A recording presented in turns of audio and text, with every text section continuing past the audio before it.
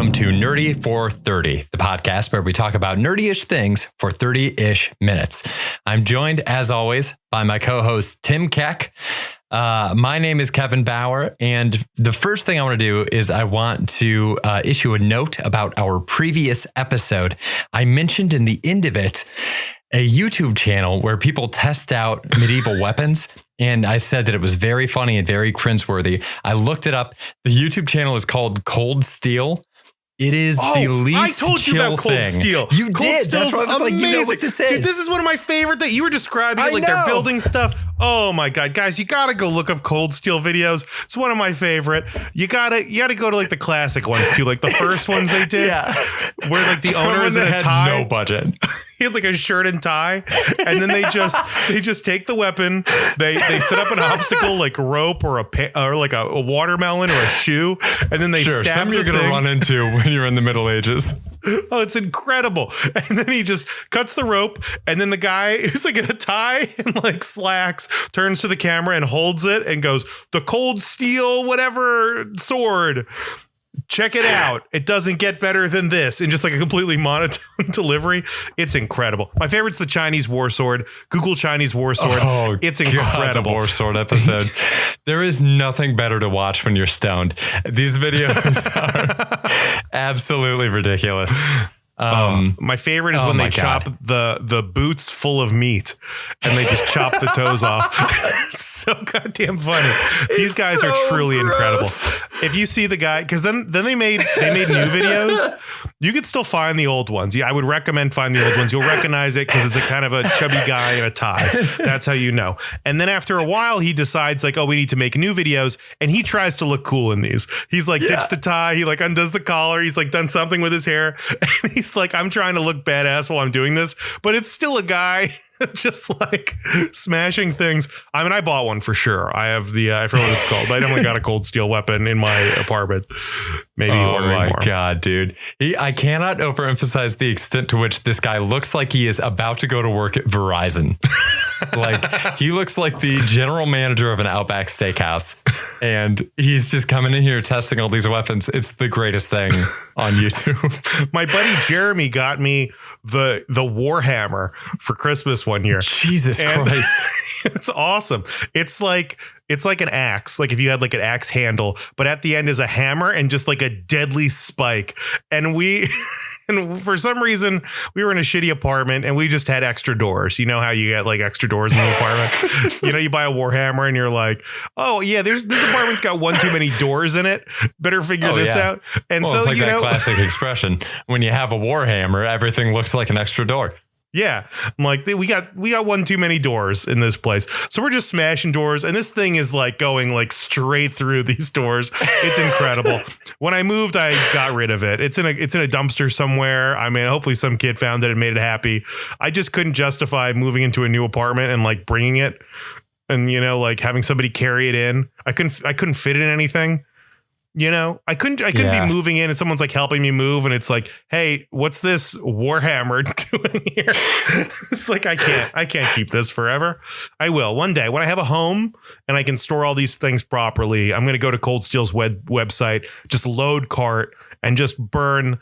How much money do you spend on a wedding ring? 3 months salary. I'm throwing 5 at Cold Steel the second I get a chance, dude. 5 months right at them. That's a commitment you're making to yourself. It's funny you mentioned that about moving and getting rid of the Warhammer, because I swear to God, I did the exact same thing with a pair of stainless steel Wolverine claws. You gripped them via this like foam handle, and then the claws came out the front. And the day they showed up from Amazon, I think I had John Shoss and Ari Zanelli over, and I had a bunch of extra cardboard, and we spent probably 3 hours just like stabbing pieces of cardboard. Like somebody would hold it up as far away from it as possible. Oh man, what a good time. We definitely in college. Okay. We're just going to talk about this the whole time. Day shift was okay.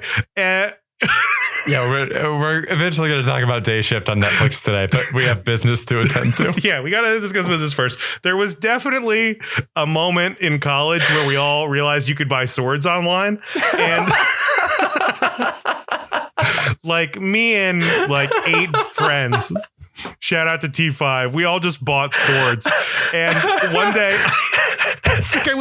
I was either at school or work or whatever. And it was like, I remember being like kind of a bad day and I was just like kind of down. And I came back to my apartment and I opened the door and my roommate Danny runs out and he goes, "We got swords!" And just like pulls out. He got like 2 mirrored, like kind of curved, like whatever, scimitars or whatever. And I'm like, yes, swords. And then we all spent a very long time sharpening them and then went outside and tried to cut stuff with it. And it was crazy. It was so much fun, dude. This is what people should be doing, you know? You're just so close to happiness. They say money can't buy happiness.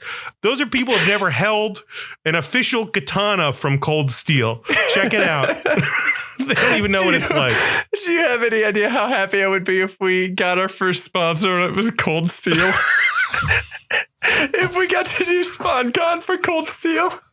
Oh my God, man.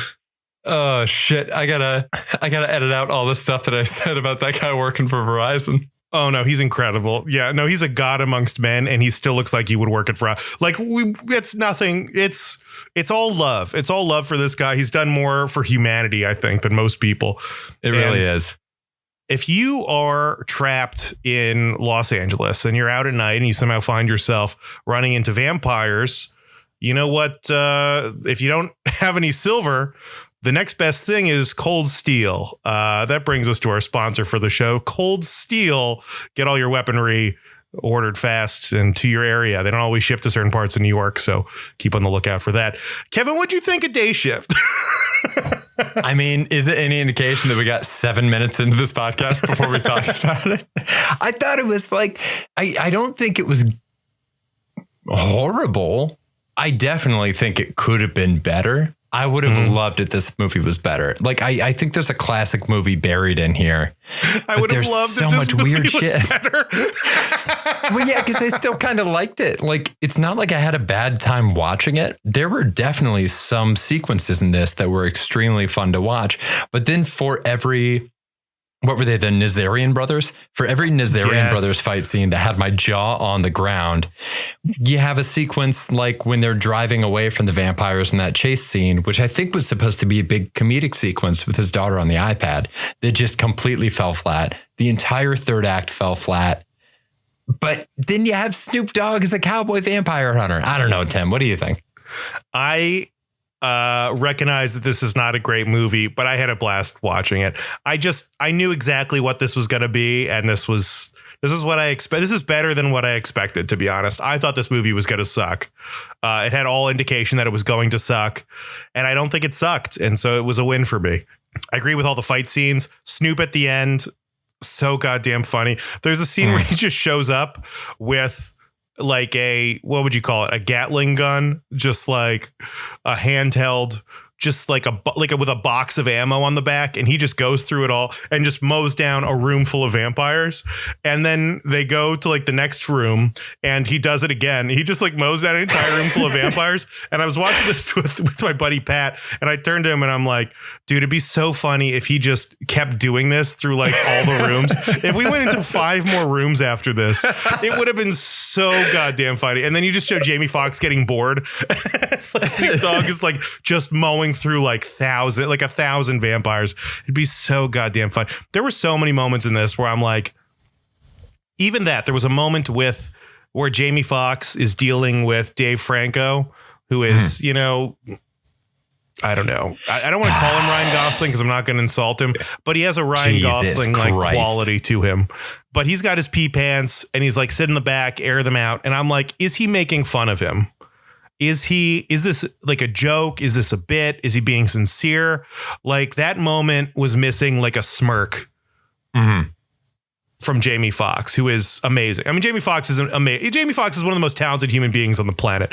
Don't get it twisted. If he knew he was supposed to smirk there, he would have done it. Like, he could have done better. He could have done more in this movie. I don't know if it's the direction. I don't know what it is, but like some of these scenes were played in a way where I'm like, I don't really know what I'm supposed to feel here. I don't really know what the tone is here. It's missing something. Which sucks because you're exactly right. He's there for it. Jamie Foxx is magnetic. He's incredible. He's so fun to watch. And so many things were so close to hitting, like when he's going through the wardrobe after the first fight scene in the movie, and he's trying to find something to dress in, and then it cuts outside and he's wearing the like floral pattern nightgown or whatever. It's just not as funny as it could be. If you take that exact same premise and you give him something funnier to wear, then that scene could be an iconic scene, and people are trying to buy action figures and Funko Pops of him in that stupid outfit. Like, you were so close. It just needed a little bit more polish on top. I was really confused the entire movie as to whether or not he was supposed to be actually good at hunting vampires. And there were a couple of moments where they could have clarified it one way or another, and they didn't. They kind of left it in this weird gray area. He holds his own in the fight scenes, but he's not doing the same shit as the Nazarian brothers. But he's saying that they're not as good as he is, which would seem to suggest that, like, you know, they aren't quite as good as he is. We get that list of, it would seem to suggest that they are better than him, and he's just trying to play it off like Star-Lord. Like, I wasn't sure if he was supposed to be like Star-Lord in this, or if he was actually supposed to be like fucking Blade, like just the best at hunting vampires. We get that scene where they are listing the reasons that he was kicked out of the Vampire Hunters Guild. But we don't get that much explanation on the different violations outside of the one. I thought it was a funny riff where he's like, well, that guy had gout. Like, that's a funny riff, but we could have gotten a few of those for every one that clarified his position and whether he is Star-Lord or Blade. Like, where in this spectrum does he fit? If it was a different actor, it would make it more immediately clear. Like, if this movie starred, like, if it did star like early career Chris Pratt, then it's like, yeah, he definitely reads as kind of a loser that's trying to hang on. But it's Jamie Foxx, who is an incredibly cool guy.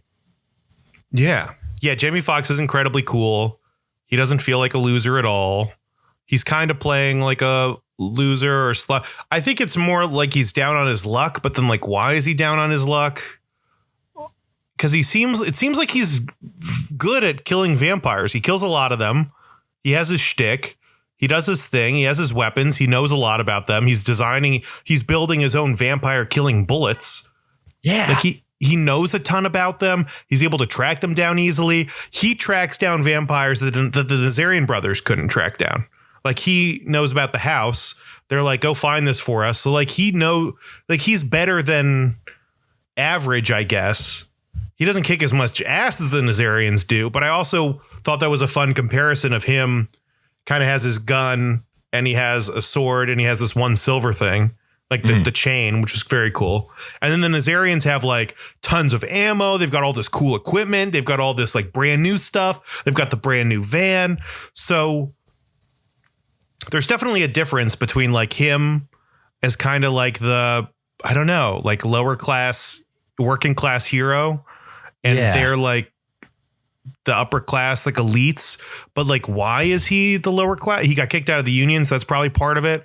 But then, like, why did he get kicked out of the union?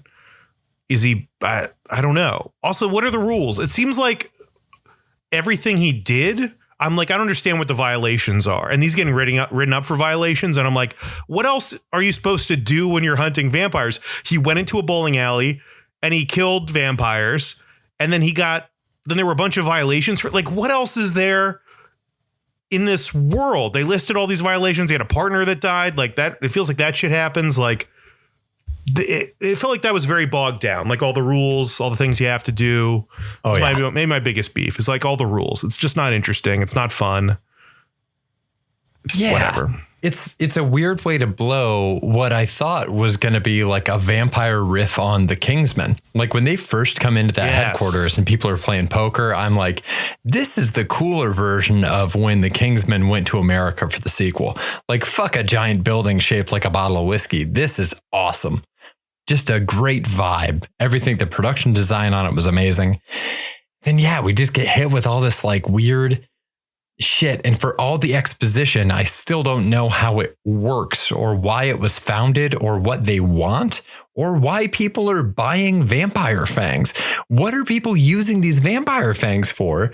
And why is an older fang worth more than a younger fang? Like, all this shit is so strange. And instead of getting more clarity on that, we're getting really heavy-handed exposition from Jamie Foxx grilling Dave Franco in the car to prove whether or not they both know information that's apparently pretty basic about vampires. So like I mentioned last week how like beautifully, concisely written Prey was. And oh my God, this movie is a nightmare by comparison. They're just talking about different types of vampires, which doesn't come back in any way. Mm-mm. They go into the house. They're like, it's weird that all these guys are here, right? Yeah, it's weird. Then they leave. And what? Like, I don't even know what there's a big bad in this that they allude to that we never see. It feels like this was just to launch a universe, which I kind of got that vibe immediately. Like they're doing this so they can do more spinoffs of Day Shift. There's a big bad they've alluded to. There's all this mysterious stuff going on in the background they've alluded to. They could easily run it back with these guys or pick up the Nazarian brothers. I mean, I would watch the shit out of that. Those guys are awesome. Oh so my God, fun. yeah. God, the only funny thing in this was when they shared like the garlic clove and they like spit into each other's mouth. That got me good. I was Googling. I opened up Netflix while we were talking to see like what Netflix called this movie. And they refer to it as an action-packed horror comedy. And I feel like none of that is true. Well, the action-packed is true, but like referring to this as a comedy, I think is not accurate in any way. I don't think this is comedic very much at all. I wouldn't say there's many jokes in this. There's a lot of space where you'd expect jokes, and then they say something that may or may not be a joke. Like they're like the scenes in the office where like Big John's sitting there and they're talking to like the guy who runs the secret society of bullshit that doesn't really matter for anything. And he's got this orange hair. He's got like this like the worst hair. And he's telling Jamie Foxx all these like rules and stuff. And Jamie Foxx is like riffing on it, but it's like all bad. And it's like Jamie Foxx is better than this. Like anyone could write better than like, what is this? Like, this is like, he's being let down. You know, I feel like they're doing a disservice to Jamie Foxx's talent and his comedic timing. One of the funniest people on the planet, one of the greatest entertainers of all time, Jamie Foxx. And it's a bummer. It just sucks. It's very deflating to be like, oh yeah, this could be good. You're right. Oh, for sure. It feels like it's very close to being good. Part of it is Dave Franco, who I think is funny in other roles and absolutely does not work in this role whatsoever. He is supposed to be this like desk jockey dork. And when he has his close up scene with the dude that runs the Vampire Guild, he looks like he just stepped off the cover of GQ. Like he is so impossibly handsome and well put together. I think they tried to give him like kind of a dorky suit. They made a joke about the suit. He looks incredible in that suit. He looks so good. It's like, I think he's just completely miscast for this. I was thinking about it, and I think a person that would have been great is go with me on this one. Picture the same exact character played by Vanessa Bayer. Oh. I think it's a lot more fun. I think she brings a totally different energy. She definitely brings like not ready to go out in this world. She just reads like not ready to go out in a vampire killing world. I think it'd be a ton of fun. I'm thinking back to her playing the the energy vampire in What We Do in the Shadows. Yes, I get that. I think that's okay. That's interesting to me because maybe it's just also like my Ryan Gosling bias, you know, like Dave Franco doesn't register for me at all as like an attractive guy, a cool guy. He just seems so fucking lame to me. I have nothing for Dave Franco. I'm just like, this is just a lame guy. I know he's like one of the more famous people in the world. You know, he's got to be handsome. He's married to Alison Brie. It's just like, but I see him and I'm like, just not a threat. He has nothing of value to offer me.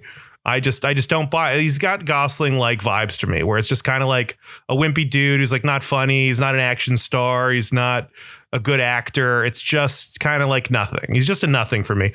But Pat said the same thing, was like, he should be nerdier. And I was like, what are you talking about? They've got a huge loser playing this role. And he's like, I don't know. I don't think so. And then even when he becomes a vampire and he's doing stunts at the end, I'm like, okay, yeah, I guess he is kind of a manlier man than like I'm giving him credit for. But still, I was like, oh, he's a nerd. I'm like, I believe I'm on board with this. He's a loser. I'm like, I get it. Yeah, he's nothing compared to Jamie Foxx. I mean, Jamie Foxx is like a real man. And Dave Franco is some like, I don't know, just kind of wimpy nerd. I mean, I don't know. I bought it, but I think I'm wrong. I think I just have like an underlying bias for certain guys that don't hit my quadrants. I just don't care about them. He just doesn't register for me. You're definitely wrong about Ryan Gosling. In terms of Dave Franco, I think no difference. They're the same. They're the same person. Huge difference. Huge difference. I do think Dave Franco is good when he's deployed correctly. I think 21 Jump Street is a perfect example of where Dave Franco fits perfectly. I struggle to think of somebody else that would have been as good in that role as he is. In this movie, it felt like maybe the relationship they wanted was similar to the relationship between Woody Harrelson and Jesse Eisenberg in Zombieland. And yes. I wonder if some of the stuff like the Ubers, the Easterns, I forget all the names for the vampires. It feels like that was an attempt to kind of have different names of zombies like they have in Zombieland. Maybe it's left over from an earlier draft of the movie. It just seems like, it's completely unnecessary in this situation. It's like, it's just distracting. It's not the kind of information that we want. Yeah, I think I agree. As much as I just don't give a shit about Dave Franco, I agree that it's like somebody could have been cast here that would have done a better job for sure. Oh, yeah. This was my idea for casting. Oh, hit me. I thought maybe you'd appreciate it. Going way, way back to 2017, a little movie came out called The Power Rangers, which had only one shining star in it. I don't know if you remember one of our favorite actors, RJ Seiler, who I haven't seen in anything else. Billy Cranston in that played phenomenal. And I'm like, how much better would this be if he was in this role? It'd be so good. I don't know what this guy's doing. I don't know if he's been doing anything since then, but damn, I would have loved to see somebody like him doing that. It would have been way, way better. Oh, that's a great casting pick. Yeah. Damn. This movie is so much better with him in there. It's so much better. Wow. That's a great casting pick. I'm so proud of it. I thought you would love it. I was excited because I remember watching that movie and both of us being like, this guy's incredible. This guy's so good. And he is. And I'm here for it. And he played a nerd really well in that movie. And he was compelling and talented. And man, he would have crushed it. He would have been so good. Isn't that amazing? So good. It's amazing how sometimes that happens. I remember that with Fear Street. There was that one kid, kid with like messy blonde hair. And as uneven as the movie was, I remember the first Fear Street movie being like, this kid is going places. And then he was in White Lotus. And I was like, I fucking knew it. RJ Seiler's got to be in something else. The Harder They Fall. I mean, that's pretty good. I don't know what else, but I'm rooting for him. Wherever he is. Rap Shit. Is that a TV show coming out? Oh, yeah. That's getting good reviews. People are saying that's good. Yeah. I got a question for you. Do you think, so I looked it up, the person that wrote this movie, first time screenwriter, according to IMDb, like this is the only screenwriting credit that the original writer that has the story credit has written. There is also a screenplay credit and I think a rewrite credit that went to a guy who has worked on a lot of Netflix original properties. So my question is, it seems like if I'm reading the IMDb stuff right, it seems like one guy wrote this and then somebody for Netflix did a rewrite on it. Like somebody that maybe is like very much in the Netflix circle. Do you think maybe this was a different movie and then Netflix rewrote it to appeal to more the Netflix original movie sensibilities? Because I feel like the pitfalls that this movie has are common to other Netflix original movies. That's super interesting. Maybe that's the answer. Maybe it is kind of their passive stuff, like the bad version of like what Kevin Feige does with Marvel, right? Yeah. Like just kind of gives it a nice Marvel gloss. Like they're just like, hey, this needs to suck a little bit. So let's like rub a little Netflix on it before we send it out to the general populace. Like you're right. There is something kind of about all Netflix, maybe all Netflix content, but certainly the movies where there's just something about everything they make that's like, this could be better. Yeah. And not from like, we need to put more money into this better, but just like, if you guys just, I don't know what it feels like. There's just like little tweaks, like better direction, better editing. I mean, I don't even know what it would be, but there's just so many little things, but just all of their content is like slightly off. Mm-hmm. And it sucks. I'm wondering, maybe it is like an editing thing. It's so funny if that's like a standard they feel like they need to maintain. They're like, we have to keep doing this.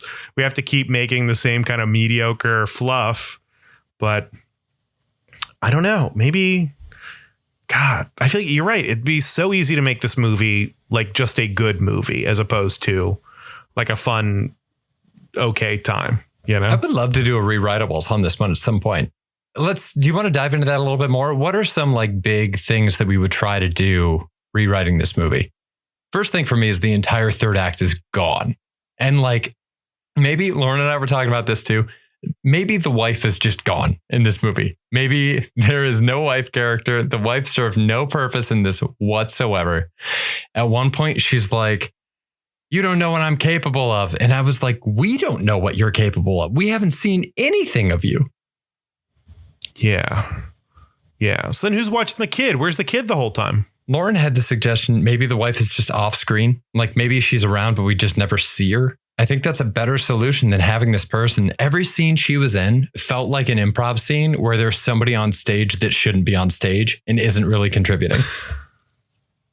There's also that random Natasha Liu Heather, who is just like the girl in the apartment next door, and she just shows up to fight at the end. Terrible character. And like they're best friends, and it's like there was nothing here. They had one moment. Mm-mm. That's the only thing that's going on. Like, what if he has sole custody of the daughter and she watches the daughter? Way better.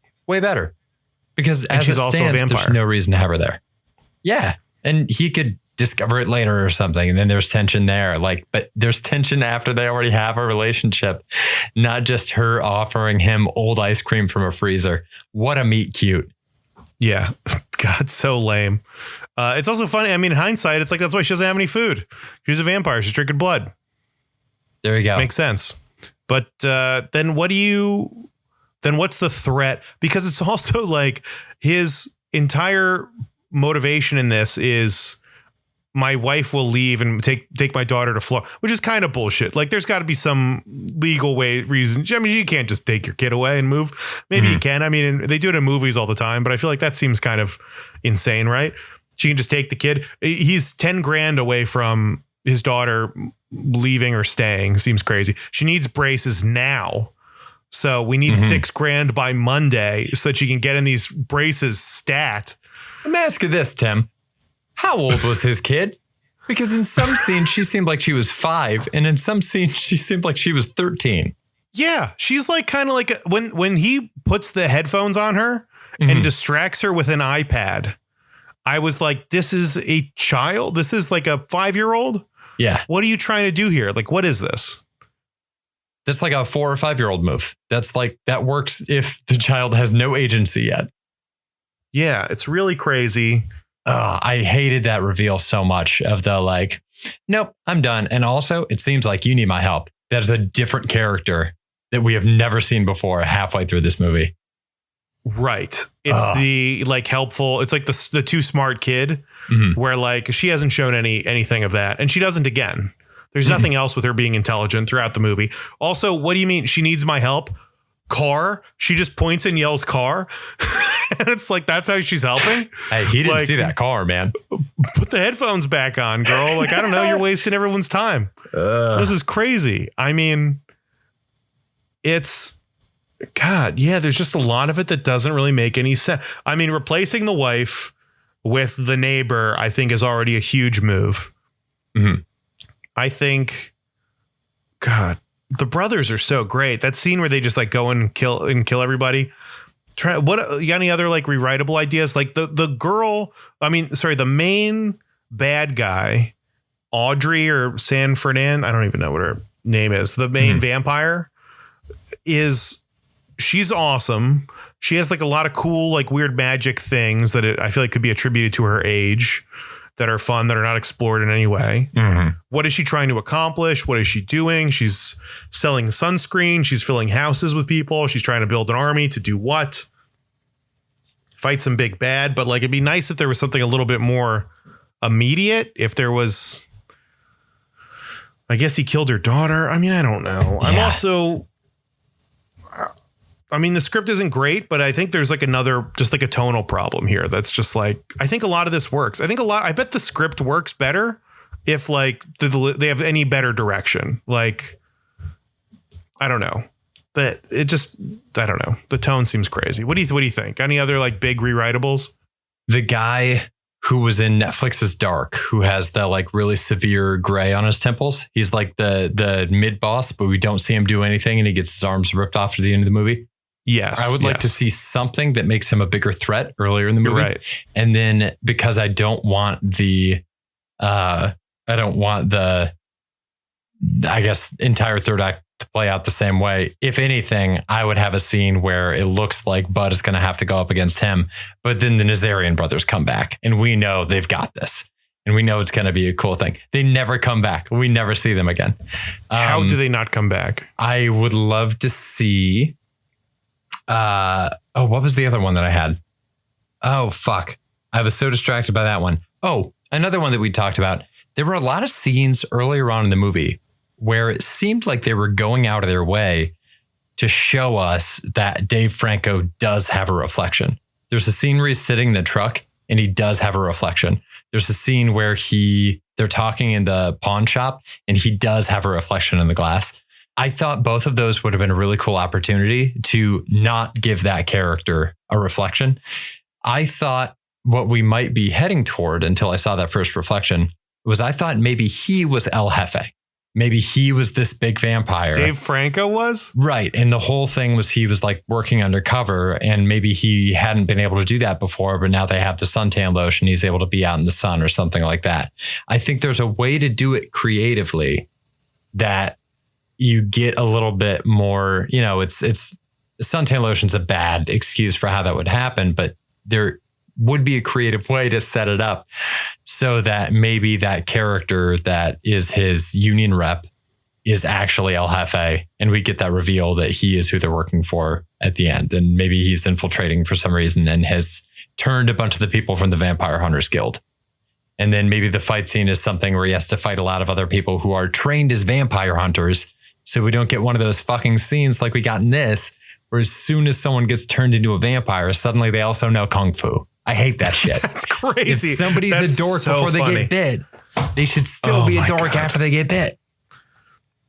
That makes no sense. That legit is crazy. And there's got to be some ways where Dave Franco could fight as a nerd and just be stronger because he's a vampire.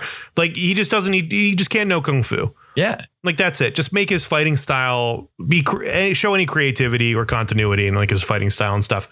The El Jefe thing is insane. It's insane that they spend all movie building up to some big bad who isn't in the movie and like as far as we know doesn't exist, and we're never going to get any conclusion with him. No post credit. We didn't get a post credit scene either. There's nothing. It's all built up to something that doesn't happen and may never happen. They might not make another movie. This might be it. They might just spend a whole movie talking about someone who doesn't exist and we never see. It's really crazy. Kevin, can we end on a high note? Is that all right? Yeah, please. Do you want me to hit the thief sound effect? Sure. Do it. I think you're a thief. Kevin, favorite kill in the movie. What's your favorite kill? Oh, man, this is hard. I got one that comes to mind. Hit it. I loved the Nazarian brothers so much. Mm-hmm. There's a moment when one of the guys just has a bunch of wood stakes and he stabs a guy with a wood stake through his stomach. Then he pulls out. Then it turns out the giant wood stake is actually a sword, and he pulls out the sword and then slices the guy's head off with it. Loved it. So fun. So great. And then he does another one. He's got nunchucks in it. Incredible. That fight scene alone was like why they made the movie. It was just so goddamn good. It was one of the guys good. Catches a bullet. Awesome. That was I don't know that qualifies as a kill. I will give whatever kill happens immediately after the bullet catch as my favorite kill. That moment was so cool. That moment was so cool. It was awesome. So well done. My other favorite that I was like, oh, was when Jamie Foxx has like his kukri in the guy's neck and then he spins it around and it just like circles the neck and then he chops the head off. I was like, this is awesome. These guys are kicking ass. I don't understand how they do that so well, but then they can't get him to tell a joke in a scene correctly. It's wild. It's wild, dude. The director's a former stuntman. He was made for that shit. Yeah. Tell him to leave the rest of the time. Just bring him, be like a double team it with somebody. Get a guy who likes, directing people when they talk, and then mix that in with this guy who just wants, bodies in motion is the only language he understands. Or just make it Crank. Yeah, just do Crank. I mean, Crank would be awesome. There was drone footage randomly in this movie. And it looked terrible. Was wild. It looked bad. They threw a drone through like the top of the car. It's so funny. It was like 480p. I was shocked we couldn't see the shadow of the drone. Oh, it was god awful. The video quality was so bad for no reason. Ugh. Ready to wrap this up, Kev? Yep, you bet. Ladies and gentlemen, thank you so much for listening. This has been Nerdy for 30.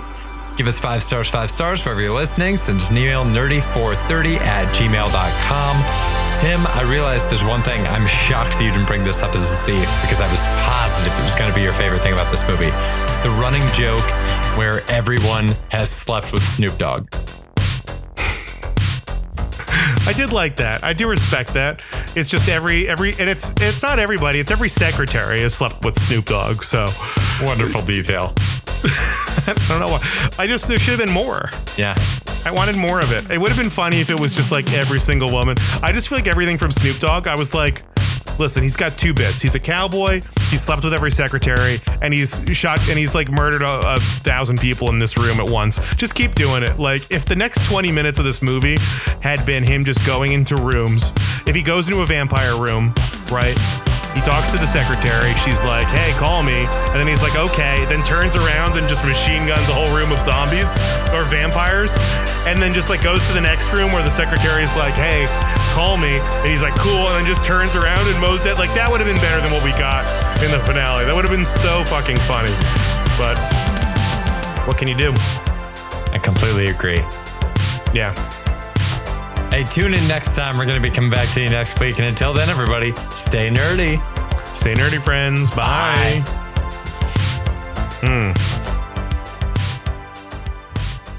God. Did you say that Pablo got you the Warhammer? No, my buddy Jeremy did. I think Pablo might have been there for the smashing. I would love if Pablo, Jesus Christ, sorry. I would love if I really wanted to have been Pablo. Pablo is so chill that the idea of Pablo gifting anyone a weapon is insane. No, Pablo would never do that. It's very out of character for Pablo. It would be extremely funny to me if Jeremy got you the Warhammer for Christmas, but it was a gift of the Magi situation. And the only way that he could afford the Warhammer is by selling his boots filled with meat. You know how many doors he had to give away to get this giant Warhammer? I mean, it was awesome. I wonder if you have pictures of it somewhere. It was great, Kevin. I'm telling you haven't felt power until you've held a Warhammer in your hand, courtesy of Cold Steel. If you're looking for steel and you like it cold, check out coldsteel.com. Also on YouTube, Cold Steel videos. Note that it's different from coldcuts.com. Coldcuts.com. Different concept, different YouTube channel. Cold Steel. If you got cold and you want to cut, nothing better than Cold Steel is what you're looking for.